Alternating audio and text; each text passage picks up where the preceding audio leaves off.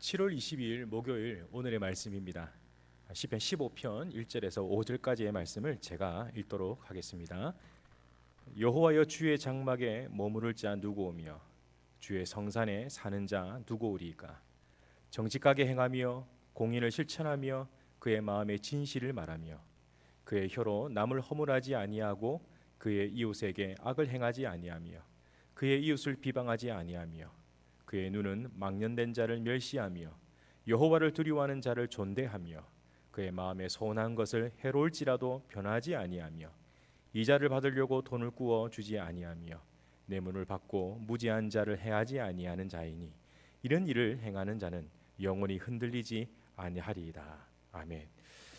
여러분, 오늘 본문의 시는 질문과 대답의 형식으로 이루어지는 내용입니다. 가령 예루살렘에 도착한 순례자가 1절을 암송하면 그 위에 서 있는 제사장은 2절의 이하의 대답을 하는 시가 바로 오늘 본문의 시의 내용입니다. 그럼 구체적으로 1절을 보시면은 오늘 주제이자 결론, 주의 여호와의 장막에 거할 자가 누구일까? 라는 주제를 가지고 오늘 이어서 말씀을 함께 나누고자 합니다. 먼저는 2절입니다. 정직하게 행하며 공의를 실천하며 그의 마음에 진실을 말하는 자입니다. 여러분, 여기서 말하는 정직은 흠이 없는 자를 말하는 것이죠. 흠이 없는 사람이 있을까요? 그런데 여기에 흠이 없는 자라 주의 장막에 거할 수 있다라고 분명히 말씀해 주고 있습니다. 이것은 우리 인간의 흠이 없는 것을 이야기하지 아니하고 흠 없으신 예수 그리스도를 말하는 것입니다. 흠 없는 사람이 어디 있겠습니까?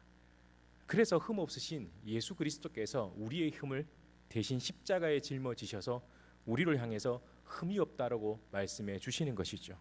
그래서 로마서 5장 8절에 보면 우리가 아직 죄인되었을 때에 그리스도께서 우리를 위하여 죽으심으로 하나님께서 우리에 대한 자기의 사랑을 확증하셨다라고 말씀해 주고 있습니다.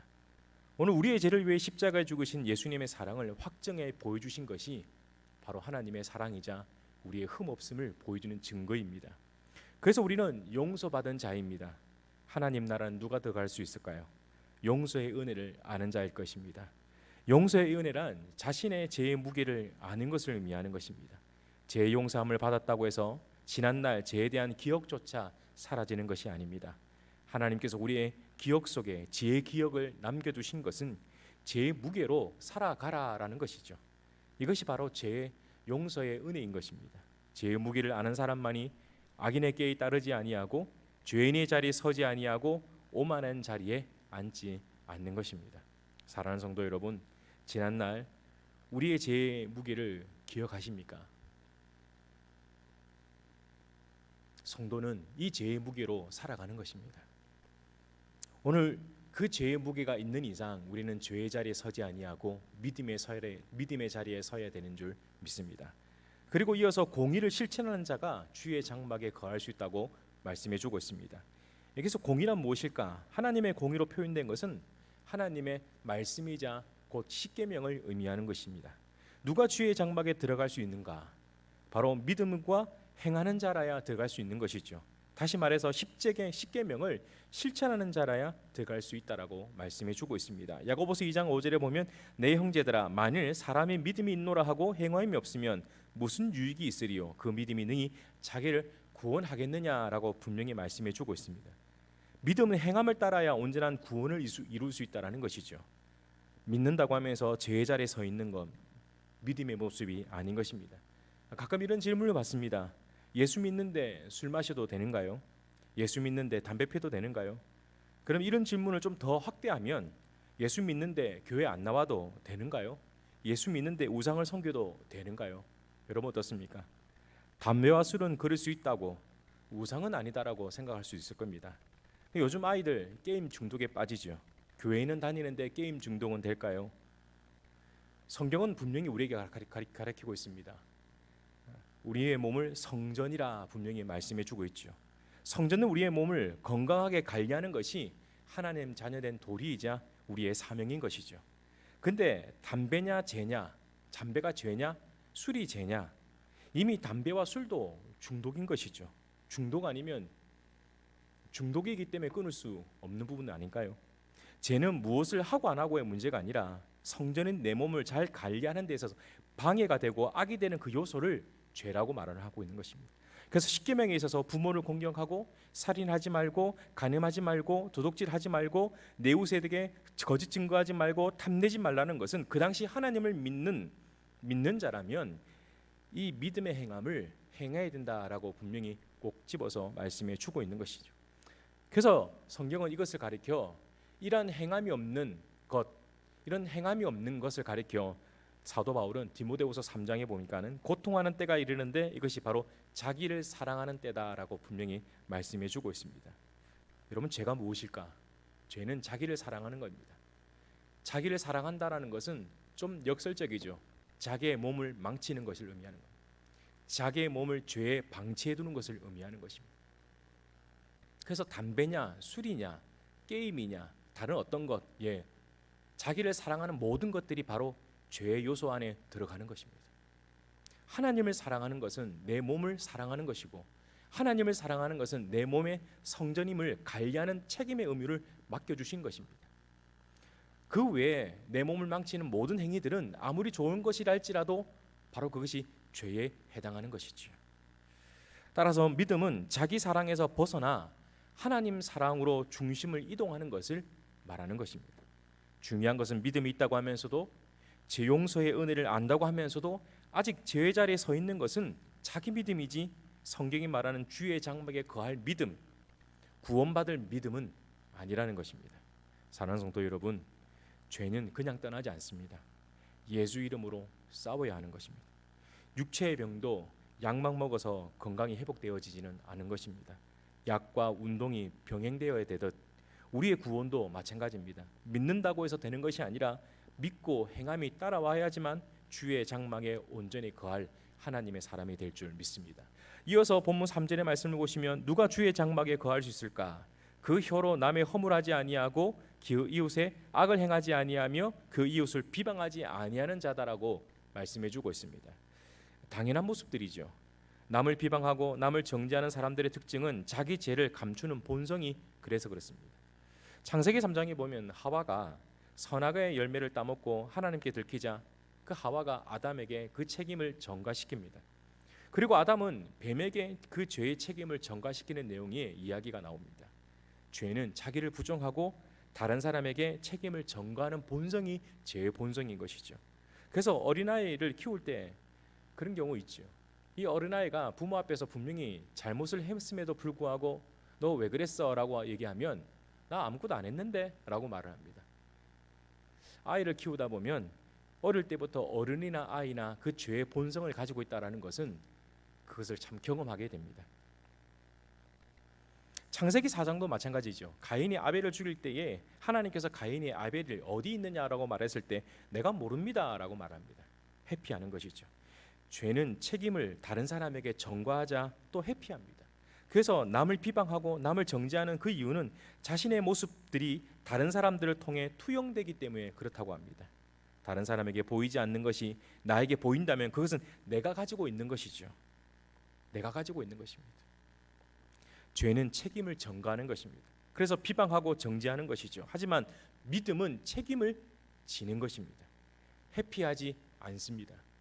그래서 성도는 어떤 일이든 책임을 다하는 성실이 기본이 되어야 되는 것이 바로 성도의 올바른 자세인 것이죠. 믿음이라는 이 단어는 히브리어는 에무나입니다. 여기서 파생되는 단어가 있죠. 아멘이라는 단어입니다. 바로 이 뜻이 우리가 잘 아는 그렇습니다, 그렇게 하겠습니다라는 성실과 책임이 뜻하는 단어입니다. 죄의 자리는 언제나 책임을 회피하게 됩니다. 여러분, 가룟 유다를 보십시오. 예수님을 팔았지만 결국 회개의 자리에 나오지 않았습니다. 그래서 저주받은 것이죠. 그러나 여러분, 베드로를 보십시오. 주님을 3번 부인했지만 그는 죄의 자리에서 회피하지 않았습니다. 자신의 죄의 책임을 고백하고 회개하는 자리에 나오게 되었습니다. 그래서 용서의 은혜를 얻게 된 것이죠. 죄는 책임을 전가하게 만듭니다. 죄는 그 책임을 회피하게 만듭니다. 그러나 믿음은 책임을 지게 만들죠. 그래서 하나님의 은혜를 얻게 만드는 것이지요. 사랑하는 성도 여러분, 누구나 죄를 지을 수 있습니다. 그러나 그 죄를 가지고 하나님 앞에 나오느냐 안 나오느냐가 더 중요한 것이죠. 죄를 회피하지 마십시오. 죄를 그 책임을 다른 사람에게 또 다른 이에게 전가하지 마십시오. 나의 죄로 내 탓으로 하나님 앞에 나와서 용서함을 구할 때에 그 용서함을 구하는 자에게 하나님의 큰 은혜의 선물을 우리에게 더하여 주실 줄 믿습니다. 오늘도 그러한 하나님의 은혜가 저와 여러분에게 임하게 될 줄 믿습니다. 내가 죄의 책임을 내가 죄임을 고백하고 책임을 질 때에 하나님께서 우리에게 용서의 큰 놀라운 은혜를 오늘 우리에게 부어 주실 줄 믿습니다. 그리고 주의 장막에 거할 자가 누구일까? 바로 4절의 말씀을 보시면 그의 눈은 망령된 자를 멸시하며 여호와를 두려워하는 자들을 존대한다라고 분명히 말씀해 주고 있습니다. 여러분 사무엘상의 엘리 선지자를 보십시오. 하나님 장막에 거할 수 없었던 것은 그는 하나님을 경외하지 않았기 때문입니다. 롯의 사위들을 보십시오. 아브라함의 조카 롯의 사위들을 보십시오. 그들이 구원받지 못하는 것은 천사가 주는 하나님의 말씀을 농담으로 여겼기 때문입니다. 그러나 사도행전을 보시면 고넬료가 구원받았다는 것은 베드로를 통해서 주신 하나님의 말씀을 경외심으로 받았기 때문입니다. 수로보니가 여인을 보십시오. 그 여인이 구원받을 수 있었던 것은 육신으로 오신 예수님의 말씀을 존중히 여겼기 때문입니다. 그래서 히브리서 4장에 보면 하나님의 말씀은 살았다라고 말하고 있습니다. 곧 이 말씀은 들음에서 오는 것인데 하나님의 말씀을 믿음으로 받아들일 때에 살아있는 생명의 역사가 내 안에서 나타나게 된다라는 이 뜻입니다. 오늘 이 말씀을 듣는 사랑하는 주의 성도 여러분, 하나님의 말씀을 존중히 여기시고 그대로 받아들이신다면 이 말씀이 우리의 삶 속에서 놀라운 구원의 역사를 베풀어 주실 줄 믿습니다. 뿐만 아니라 내 삶에 있는 이 고난과 고통의 문제도 능히 이길 수 있는 힘을 더하여 주실 줄 믿습니다. 그리고 5절 결론의 말씀입니다. 이런 일을 행하는 자, 여러분 보십시오. 이런 일을 행하는 자는 영원히 흔들리지 아니한다라고 말하고 있습니다. 여기서 흔들리지 아니한다라는 것은 구원을 의미하는 것이죠. 온전한 구원을 이루게 될 것이다라고 말씀해 주고 있습니다. 결국 우리의 신앙의 마지막의 열매는 구원입니다. 하나님께서 우리를 구원으로 부르셨고 구원의 열매를 맺게 하시는 것이죠. 어떤 사람이 온전한 구원을 이룰 수 있습니까? 결론적으로 말씀을 드리겠습니다. 바로 그것은 정직하고 공의를 행하는 자. 어떤 사람이 구원을 이룰 수 있습니까? 남을 비방하지 않고 정죄하지 아니하고 여호와를 두려워하는 자. 어떤 사람이 주의 장막에 거할 수 있습니까? 여호와를 두려워하고 또 여호와를 존중히 여기는 그 사람. 우리 모두가 이런 사람이 되기를 소원합니다. 저와 여러분이 오늘 이 하루도 하나님과 동행하면서 하나님의 말씀을 믿고 의지하는 이 하루가 되었으면 좋겠습니다. 기도하겠습니다. 하나님 아버지 감사합니다. 오늘 이 하루도 주님의 붙드심을 얻고 살아가고자 합니다. 성령의 충만함이 우리의 마음과 생각을 통해서 나타나게 하여 주시옵소서. 죄의 자리에서 벗어나기를 원하오니 주께서 성령으로 역사하여 주시옵소서. 믿는다고 해서 안일하지 아니하고 믿고 행함으로 행하는 온전한 구원을 이루는 하나님의 사람이 될 수 있도록 은혜를 베풀어 주시옵소서. 오늘도 나의 힘으로 할 수 없사오니 주의 성령께서 충만한 힘으로 허락하여 주셔서 내 삶에 안 되고 할 수 없는 모든 부정적인 불평하고 원망적인 생각들은 예수 이름으로 떠나가게 하시고 하나님의 은혜로 하나님의 도우심으로 이 하루도 승리하며 살아갈 수 있도록 은총 내려 주시옵소서. 예수 그리스도 이름으로 기도하옵나이다. 아멘.